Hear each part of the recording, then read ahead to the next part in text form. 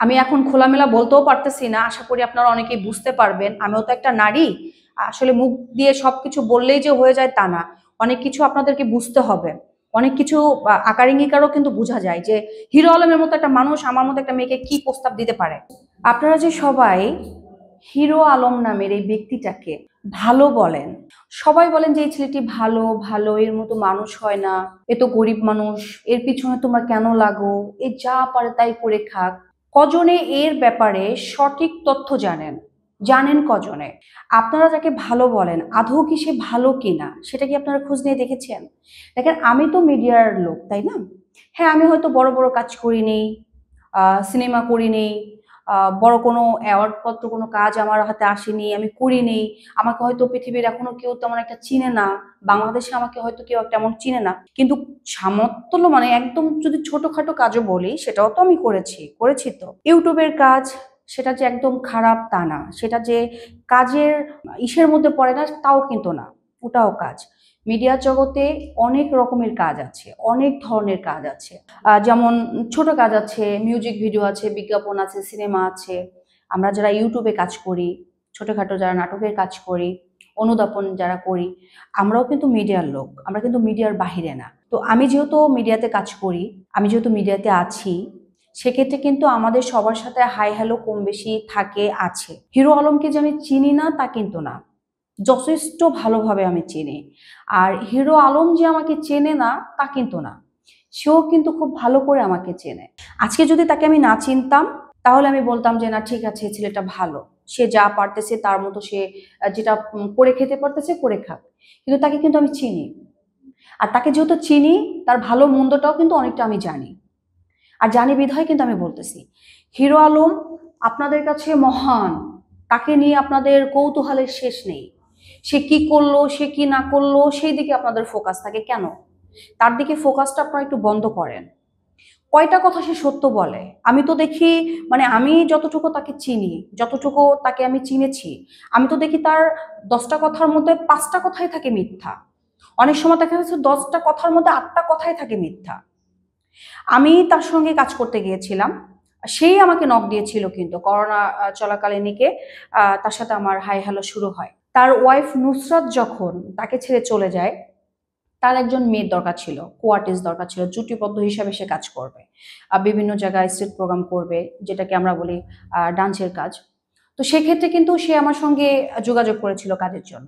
আমি একটা সপ্তাহ, পুরো 1 সপ্তাহ জার্নি করেছিলাম এই কাজ করব দেখে, কাজের পিছনে সময়টা দিব দেখে, নিজেকে প্রস্তুত করব দেখে। আমি কিন্তু ফুললি একটা সপ্তাহ জার্নি করেছিলাম। তার অফিস তখন ছিল মহানগর। সেই মহানগরে কিন্তু আমি মিরপুর থেকে গেছি আসছি। কেন গেছি আসছি বলেন? কারণ আমরা যে ডান্স করব, আমরা যদি রিহার্সাল না করি, আমরা স্টেজে উঠে কিন্তু পারফেক্ট কাজটা করতে পারবো না। এর জন্য কিন্তু আমাদের রিহার্সালের দরকার আছে। আর তার জন্যই কিন্তু আমি মহানগর অফিসে রিহার্সাল করতে যেতাম। কিন্তু এই ছেলেটার মানে কি বলবো, মেন্টালি প্রচন্ড খারাপ, প্রচন্ড খারাপ। এর বিবেক বিবেচনা বলতে কোনো কিছু নেই। মানে এ মনে করে সমাজের সবাই এক, মানে মিডিয়াতে যত মেয়ে কাজ করে সব মেয়ে এক, কিন্তু না। মিডিয়াতে কাজ করলেই যে মেয়ে খারাপ হয়ে যায়, মিডিয়াতে কাজ করলেই যে একটা মেয়ে 10-15টা বিয়ে করে ফেলে, মিডিয়াতে কাজ করলেই যে একটা মেয়ের খারাপ ভিডিও ভাইরাল হয় তা না। হাতের 5টা আঙুল কিন্তু সমান না। হিরো আলমের সেটা কিন্তু বোঝা উচিত ছিল। হিরো আলম আমাকে একটা সপ্তাহ যে পেন দিয়েছে, রিহার্সাল কি করব, আমি তো ওর কথা শুনেই অবাক।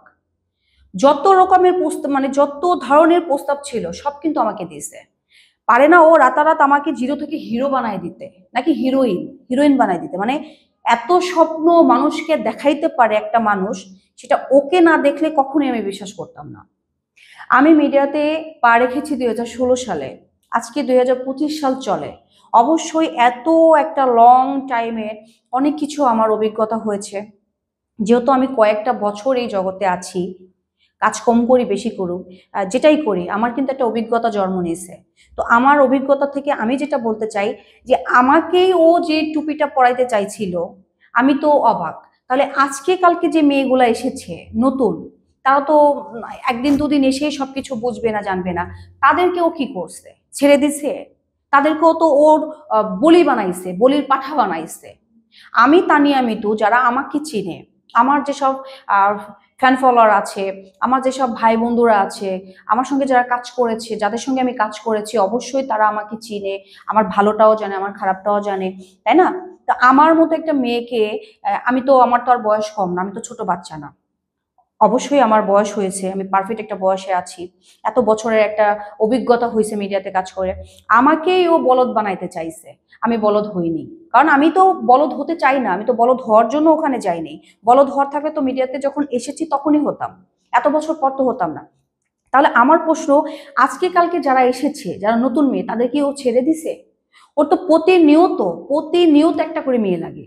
চরিত্র, আপনারা বলেন হিরো আলম অত্যন্ত ভালো ছেলে, ও গরিব হতে পারে কিন্তু ভালো, ও তো এরকম কিছু করতে পারে না, শুধু মেয়েরাই ওর সাথে দুই নাম্বারই করে, মেয়েরা ওকে ঠকায়। আরে ভাই, কিভাবে মেয়েরা ঠকায়? ও কিভাবে সাধ্য তুলসীর পাতা হতে পারে? প্রত্যেকটা মেয়ে কি শুধু শুধু ওকে ব্লেম দিচ্ছে? ও এত ভালো কিভাবে হলো? আমি তো নিজেই প্রুফ। এবার আপনাদেরকে আমি একটা প্রমাণ দেখাই। এই দেখেন, এটা 2022 সালের ছবি। পিছনে একটা পোস্টার দেখতে পাচ্ছেন, হিরো আলমের ছবির পোস্টার, মুভির একটা পোস্টার। এটা কিন্তু হিরো আলমের অফিস ছিল। আমি যখন রিহার্সাল করতে যেতাম, হিরো আলমের অফিসেই যেতাম। ও কিন্তু নিজে আমাকে নক দিয়েছিল হোয়াটসঅ্যাপে, যে আমার সঙ্গে কাজ করো, কোয়ার্টিস্ট হিসেবে আমরা ডান্স প্রোগ্রামগুলো করব। এই ছবিটা আমি ওর অফিসে তুলেছিলাম দেখে আমি ডান্স করতে করতে খুব টায়ার্ড হই, বসে একটু রেস্ট নিই, দেন এই সময় আমি একটা পিক উঠাইছিলাম দেখে ও আমাকে বলে যে, আমার পারমিশন ছাড়া তুমি কিভাবে আমার অফিস রুমে বসে আমার সিনেমার পোস্টার পিছনে তুমি ছবি তোলো? তুমি আমার পারমিশন নিয়েছো? আরে মূর্খ, আমি তোর কো আর্টিস্ট, তুইও শিল্পী আমিও শিল্পী। হ্যাঁ, আমরা ছোটখাটো শিল্পী। আমি একটা পিক তুলবো, তুই তোর অফিসে আমাকে ইনভাইট করেছিস, নিজে থেকে আমাকে নক দিয়েছিস কাজের জন্য, রিহার্সাল করতে যাচ্ছি, আমি একটা পিক তুলবো তোর কাছে, আমি কিসের অনুমতি নিব? এটা কোন ধরনের ব্যবহার মানুষের? ওর ভিতর তো দুই কলমের শিক্ষা দীক্ষা নেই, কথা বলতে গেলে তো 10 কথা বাদে এক কথা বোঝা যায়। যাই হোক, তো এটা হচ্ছে ওর ব্যবহার। আর যে প্রস্তাবগুলোর কথা আমি বললাম, মানে আমি এখন খোলামেলা বলতেও পারতেছি না, আশা করি আপনারা অনেকেই বুঝতে পারবেন, আমিও তো একটা নারী। আসলে মুখ দিয়ে সবকিছু বললেই যে হয়ে যায় তা না, অনেক কিছু আপনাদেরকে বুঝতে হবে, অনেক কিছু আকার ইঙ্গিকারও কিন্তু বোঝা যায় যে হিরো আলমের মতো একটা মানুষ আমার মতো একটা মেয়েকে কি প্রস্তাব দিতে পারে। আশা করি আপনারা বুঝতে পারছেন, এটাকে স্পষ্টলি ভাবে, মানে ওই ভাষাগুলো আমি আসলে ব্যবহার করতে চাচ্ছি না, ওই ভাষাগুলো আমি চাচ্ছি না ব্যবহার করতে। আপনাদেরকে বুঝতে হবে যে আমার সঙ্গে সে কি ধরনের ব্যবহার করেছে বা কি প্রস্তাবগুলো আমাকে দিয়েছে। আমার চাহিদা মিটাও, আমি তোমাকে নিয়ে সিনেমা করব, ইয়া তো চলে গেছে, ওই ওর বউ আগে যেটা ছিল, কি যেন নাম ছিল মেয়েটার, ওই মেয়েটা চলে গেল। আহ, এখন তো আমার নতুন কাউকে দরকার আছে, আমার লাইফে দরকার আছে, আমার সিনেমার জন্য দরকার আছে।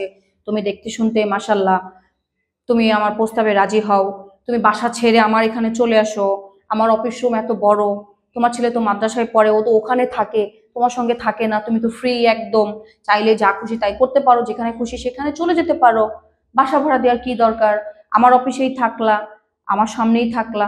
মানে যত রকমের জ্ঞান বুদ্ধি দেয়া যায়, আমার ব্রেনটাকে ওয়াশ করা যায়, তত রকমের চেষ্টা করেছে আমার ব্রেনটাকে ওয়াশ করতে।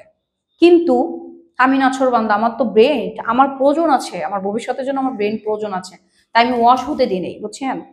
তোমাকে নিয়ে সিনেমা বানাবো, তোমাকে নিয়ে আমি কলকাতা যাব, নুসরাতকে নিয়ে কলকাতা যেতাম, সেখানে পর্যন্ত শো করতাম, এখন তোমাকে নিয়ে যাব, পরবর্তী ভবিষ্যৎ আমি তোমাকে নিয়ে করতে চাই। অনেক রকমেরই প্রস্তাব দিয়েছে, এটা আপনাদেরকে বোঝা দরকার আছে, বোঝা উচিত। সবকিছু মুখে বলা যায় না। তো এর মতো একটা জঘন্য মানুষ, আপনারা তো প্রমাণ দেখলেনই, এটা কিন্তু ওর অফিস। এই যে, এটা কিন্তু ওর অফিস, আপনাদেরকে আমি জুম করে দেখাই, এই দেখেন, এটা কিন্তু ওর অফিস। মহানগর যারা আপনারা গিয়েছেন, এটা কিন্তু ওর অফিস, পিছনে কিন্তু ওর সিনেমার পোস্টার লাগানো আছে। হ্যাঁ, আর এটা হচ্ছে 2022 সালের ছবি। তো আপনাদের কিন্তু আমি প্রমাণও দেখাইলাম যে আমি কিন্তু ওর অফিসে টানা 1 সপ্তাহ আমি জার্নি করেছি, মিরপুর থেকে ওখানে গেছি। কেন? আমার টার্গেট ছিল কাজ, কাজে ফোকাস দেব, কিন্তু সেটা ও করতে দেয়নি, হতে দেয়নি। ও চেয়েছে আমাকে ইউজ করতে, কাজ তো দূরে যাক, যদি আমাকে ইউজ না করতে চাবে তাহলে ডিরেক্টলি আমাকে কিভাবে বলে, কালকে থেকে তুমি আমার অফিসে এসো না, তোমাকে তো আমার হবে না, আমার রিহার্সাল দরকার নেই, এভাবে তো বলতে পারে না। ওর যদি সত্যি আমাকে নিয়ে কাজ করার টার্গেট থাকতো, যে না আমি কাজ করব, আমি নিজেকে যে হিরো মানে বলি, আমি যে নিজেকে হিরো দাবি করি, আমি হিরোর মতো কাজ করব, তুমি কাজে ফোকাস দাও, তা নিয়ে আমি তো, তুমি আসো, তুমি কাজে ফোকাস দাও, সেটা বলতো। ও আমাকে ডিরেক্টলি বলতো না কালকে তুমি আমার অফিসে আসবা না, এটা বলতো না। তুমি তো ওই যে কক মুরগি, তোমার বয়সটা দেখে বোঝা যায় না, কারণ তুমি ওই যে কক মুরগি, সাইজে ছোট, আবার গায়ে কোনো মাংস নেই, চুল তো তোমার পাকা ধরছে, ভিডিও স্পষ্ট দেখা যাচ্ছে তোমার মাথা চুল পাকা।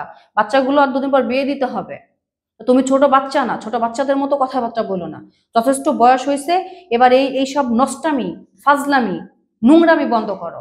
ভদ্রতার সঙ্গে যেহেতু নিজেকে হিরো আলম মনে করো, তুমি তুমি নিজেকে, নিজের নাম দিয়েছো হিরো আলম, হিরো আলম, সেহেতু এবার তুমি এইগুলো নষ্টামি ফাজলামি বন্ধ করে একটা হিরো যেভাবে কাজ করে, সমাজকে একটা মেসেজ দেয় একটা কাজের মাধ্যমে, ভালো কিছু উপহার দেয় দর্শকদের, সেই চিন্তা ভাবনাই করো, বুঝছো? ওইদিকে ফোকাস দাও।